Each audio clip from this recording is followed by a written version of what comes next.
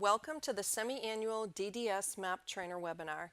I'm Carolyn Whittemore, a Department of Developmental Services MAP Coordinator, and I'm your webinar presenter. By viewing webinars marked as required within the specified time period, you'll meet the MAP Trainer meeting attendance requirement. You're encouraged to contact your regional MAP coordinator if you have a question or need further clarification on a topic presented. The handouts referenced during this presentation that correspond to some of the agenda topics are posted with this webinar. I will first review topics that are new. A new look is coming soon to the DPH MAP website. Currently, to access MAP resources such as the Responsibilities in Action curriculum, training tools, webinars, and more, you must click on DDS MAP Webinars as seen on your screen. Coming soon, the link will be posted as MAP Curriculum and Training Resources, which will encompass the DDS MAP Webinars, MAP Training Tools, and MAP Education Tools for supervisors. Until that time, click on DDS MAP Webinars to see our new look. All of the MAP training resources are now on the UMass Cedar site. From here, click on DDS MAP Training Resources as seen on your screen, which brings you to all of the MAP training resources, including the curriculum, training tools, required videos, webinars, and more. Speaking of videos, although the medication administration process has not changed, 2 new videos have been created. There's a medication administration demonstration and a 2-person shoulder-to-shoulder count demonstration. To access the videos, you can find them posted on the D&S Massachusetts homepage, or using the MAP-friendly URL, click on Responsibilities in Action Curriculum and Training Materials as seen on your screen, which will bring you to this screen, which has both videos.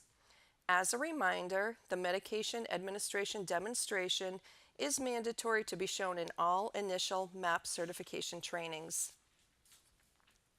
MEDSOFT 7.0.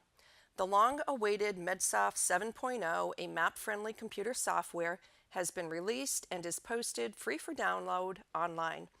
While DPH does not require that any specific software be used, DPH does expect that the site is compliant with current MAP policies and procedures. One of the ways to be compliant would be to use the current version of the MAP software, MEDSOFT 7.0.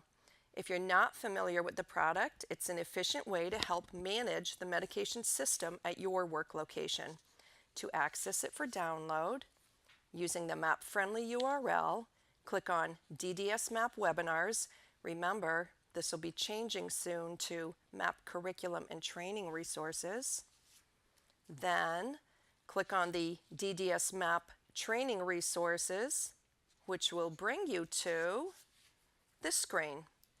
Then click on MEDSOFT version 7.0. From here, you'll see the MEDSOFT 7.0 database overview webinar. The overview describes all of the different features the software provides and gives detailed instructions for use. Typically, programs that use this software really like it. If the product is new to you, consider printing out the posted PowerPoint slides and use them as a step-by-step reference when first downloading and using the software. From this screen, scroll down and you'll also see the link to download the software.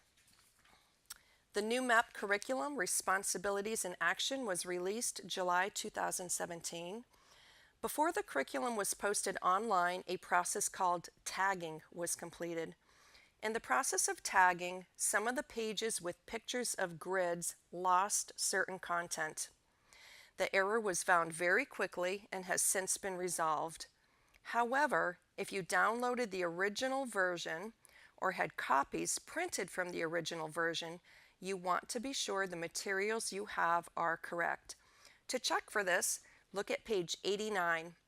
If the 3-step DC process is correct and all aspects of the grid are present on the page, you'll have the correct version. The format of the curriculum is 9 units followed by words and definitions, an answer key, and the last section is a list of questions the staff will be asking their supervisor for agency-specific information. If there are supervisors out there listening, know that this curriculum was also written with you in mind. The curriculum can be used as ongoing education, such as follow-up training after a medication occurrence, medication reconciliation after a hospital discharge, leaves of absence, and more. If you do not already incorporate the curriculum into new MAP certified staff orientation specific to their work location, please consider doing so. Completed new training materials include medication count books, pharmacy labels, updated training PowerPoint, and a handy study guide for staff to use prior to taking their knowledge certification test. For complete information regarding responsibilities in action, all training materials, and the Responsibilities in Action Overview webinar, using the MAP-friendly URL, click on DDS MAP Webinars. Remember, that's changing soon to MAP Curriculum and Training Resources, which will bring you to this screen. To locate the curriculum and training tools, click on MAP Curriculum and Adjunct Training Materials. Here you'll find the Responsibilities in Action curriculum, all of the adjunct training tools, and administering medications MAP terms in ASL. To locate the Responsibilities in Action webinar overview, look under DDS MAP related training videos and webinars. The transition from administering medication the right way to Responsibilities in Action must be completed by June of 2019. In the meantime, to meet the DPH MAP policy requirement of having a copy of the curriculum at each MAP registered site, the version on hand should be the version staff have been trained with, either Responsibilities in Action and/or administering medication the right way. As you transition to the new curriculum, be mindful of any agency policies, forms, or training materials you may have that reflects terminology from the old curriculum and update them to reflect terminology from the new curriculum. For example, if you have an agency form used as follow-up training after a medication occurrence, and that form uses the term cycle of responsibility, you'll want to update your follow-up training form to reflect Responsibilities in Action terminology instead. New site checklist. DPH has created a checklist to use as a guide when preparing to open a new MAP site. The checklist has been included as a handout. Of note, item number 5 on the checklist specifies the date of the current version of the MAP Policy Manual. When DPH releases a new version of the MAP Policy Manual, the DPH MAP registered site will need to have the most up-to-date version. The next few slides will review informational updates. As many of you may be aware, the DPH MAP Policy Manual is under current revision. Based on communications from the field, a notice has been posted on the DPH MAP website reminding everyone that the Department of Public Health will provide notice when the revisions are final. Until such notice, all programs and providers should continue to follow the current version, MAP Policy Manual version 2010 9-1, revised 1/1 of 15. There are often questions regarding how long documentation must be kept on site. DPH has recently released count book retention guidelines. A count book must be kept on site for at least 2 years, after which time it may be stored at a different location, such as the main office or storage facility, unless applicable DDS, DMH, DCF rules apply. The timeline begins after the last entry has been made in the count book. For all other documentation, a basic answer is 1 year of active records, and anything that is one of a kind or intermittent, such as a physical therapy evaluation, a swallow study, etc., remain on site. The rest of the medical records may be stored by the agency off-site as long as they can be retrieved if needed up to 20 years after ending service to the person. There were several instances in the recent past when an unidentified or non-prescribed substance was found at a MAP registered site. To address the situation, some sample guidelines were developed by DDS. Those guidelines were recently updated. As one of your handouts, you have the most updated version of the Unidentified Non-Prescribed Substance Discovery in MAP Programs Procedure and Tracking Form, dated 5/10/17. The intent of this procedure is to maintain the individual's safety and guide staff through the process of dealing with the legal ramifications of an unidentified or non-prescribed substance if found at a MAP registered site. Epinephrine via auto-injector. DPH has recently modified available options regarding epinephrine via auto-injector management. In the spring 2016 trainer webinar, we reviewed options to manage epinephrine via auto-injector. The options presented in the spring webinar have been reviewed, and not all of the options presented then are available now. The EpiPen portion of that 2016 spring webinar have been removed, and I'm going to review with you the options that are currently available. If it has been determined by the HCP that the individual is required to have an epinephrine via auto-injector ordered, the current options for administration are: 1. There must be a MAP certified or licensed staff to administer it if and when needed, or 2. The person is able to administer it if and when needed. Option 1. A MAP certified or licensed staff must be available to administer the medication. At times, the individual may be at a location such as work that is not a MAP registered site. In this case, the staff with the individual must be MAP certified, and their certification must be tied to an MCSR or MAP registered site. So, for example, if an individual worked at a non-MAP registered retail store such as the Salvation Army, as long as their job coach was a MAP certified staff whose certification was tied to a MAP registered site, then the job coach could carry the epinephrine via auto-injector and administer it to the individual if needed, just like an LOA medication. Option 2. As always, if the person is able to self-administer the medication and meets all criteria for self-administration status, then they would carry the epinephrine via auto-injector and self-administer it if needed.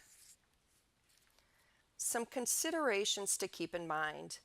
If the individual's allergy diagnosis was not re-verified upon the person reaching adulthood, it is highly recommended that the person be retested to verify that the allergy has not changed in severity or if it still exists. It can then be determined if the epinephrine via auto-injector is required for the person at all times. As has always been in the case in DDS, an epinephrine via auto-injector individualized protocol must be created whether option 1 is used and the epinephrine via auto-injector is administered by licensed staff or certified staff, or option 2 is used and the epinephrine via auto-injector is self-administered. The protocol should include a diagnosis, some objective criteria for use, when 911 is to be called, if and when a second dose is to be administered, and any follow-up care. If it has been determined by the HCP that the person is not required to have the epinephrine via auto-injector available at all times, such as during transportation to and from the day program, or if the setting does not provide that the epinephrine via auto-injector is able to be administered, such as at work, this information must be included in the protocol, including what should be done instead. For example, call 911. The epinephrine via auto-injector management protocol must be reviewed at least yearly with the prescribing HCP and be signed and dated. Remember, If a person lives at a site that is not MAP registered, such as shared living, and works at a location that is not MAP registered, and there is no tie to a MAP registered site, then this scenario does not fall under the medication administration program.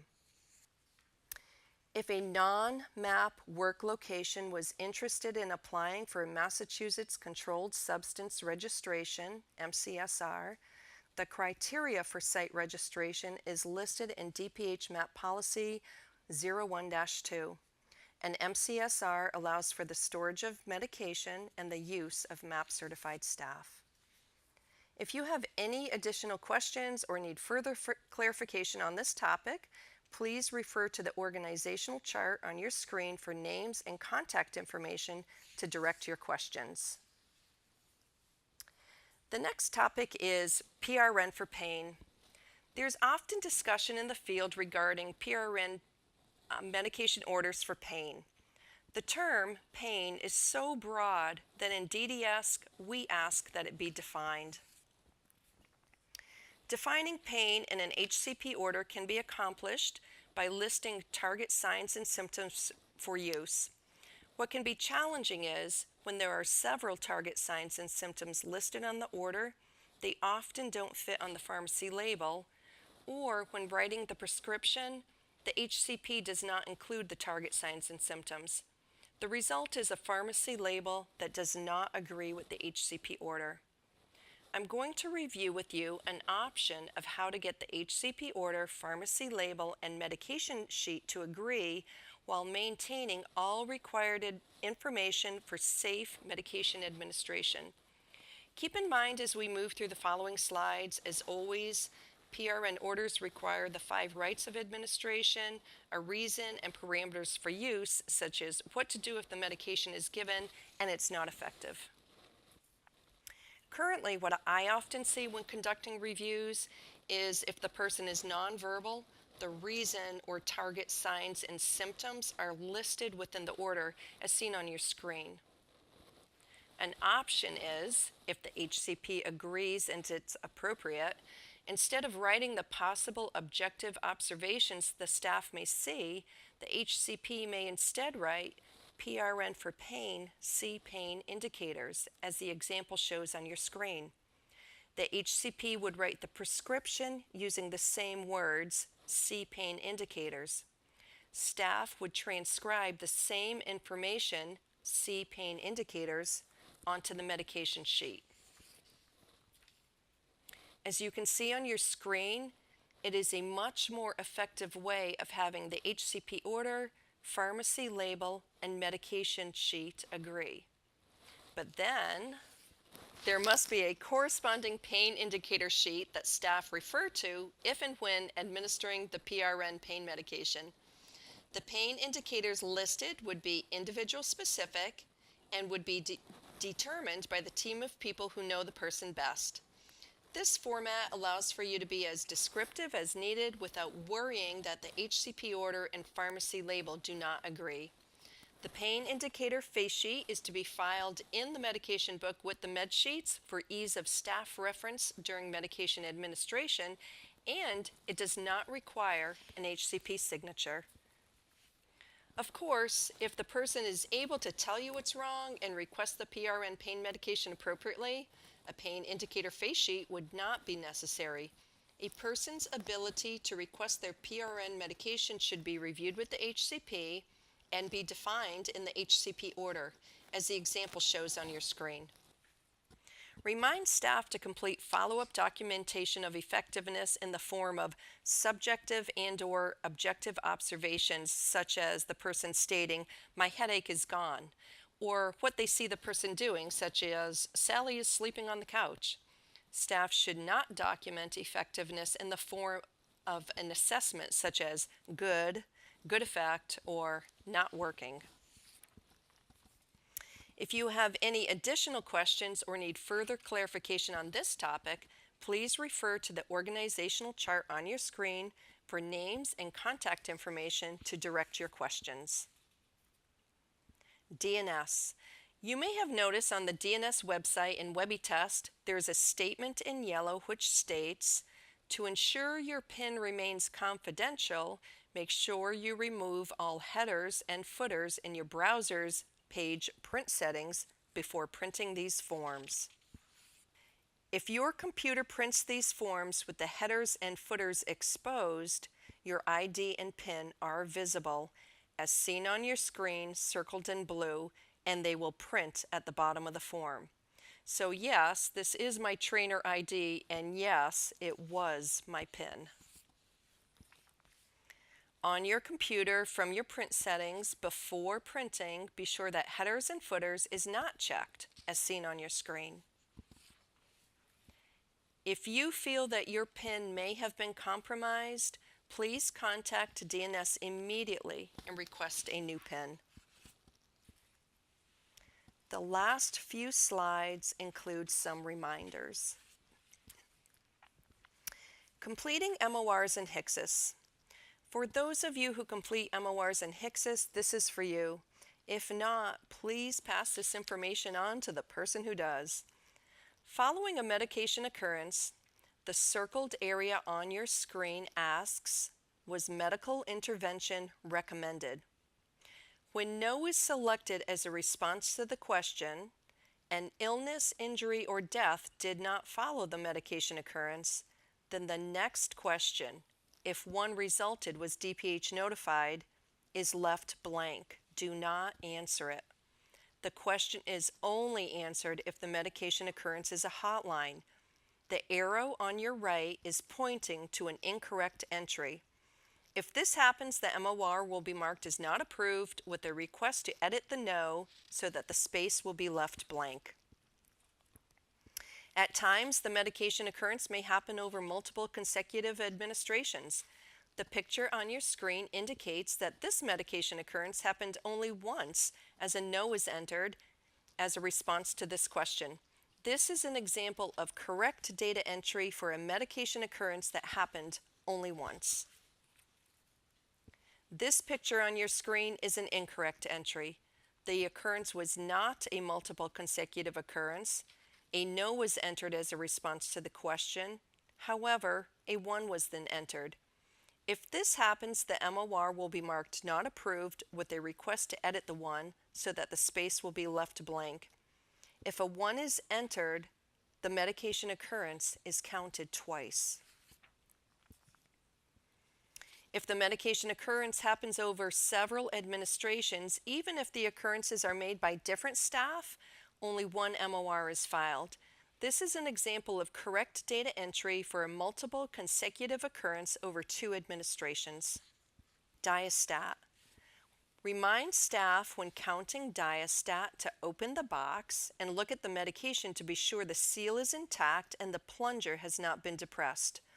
Recently, there was a drug loss that went undetected as staff were not visualizing the syringes of diastat and were only looking at the box with 2 syringes within it.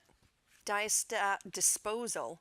If the diastat AccuDial is dialed by the pharmacy to an amount that leaves a remainder in the syringe after use, the question has been asked how to dispose of the remainder. As with any medication, if you have a disposal question, read and follow the instructions for disposal on the medication information sheet that comes with the medication. Also, complete the DPH disposal record accordingly. Medication security continues to be cited as an issue to be addressed when conducting MAP audits.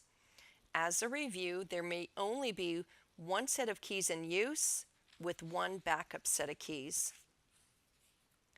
The count is conducted each time the medication storage keys change hands and when placed into or are removed from the coded lockbox.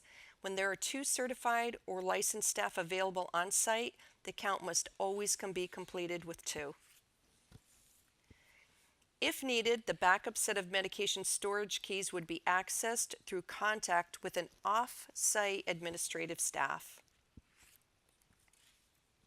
The next few slides cover some recent trends. There are some documents that are tied to the site address or MCSR and not the person, such as disposal records, medication occurrence reports, and count books. This is why disposal records and medication occurrences are filed in separate 3-ring binders and are never filed in a person's confidential record. If a person moves from one site to another or from one agency to a new agency, the disposal records and the MORs stay at the site in which the disposal or medication occurrence took place. The count book stays at the site it was first obtained for. If one site closes and a new site opens, the count book cannot be transferred. A new count book must be obtained for the new location. LOA Medication. In DDS programs, the cutting of the blister cards for individuals to take doses on their leave of absence is an unacceptable practice.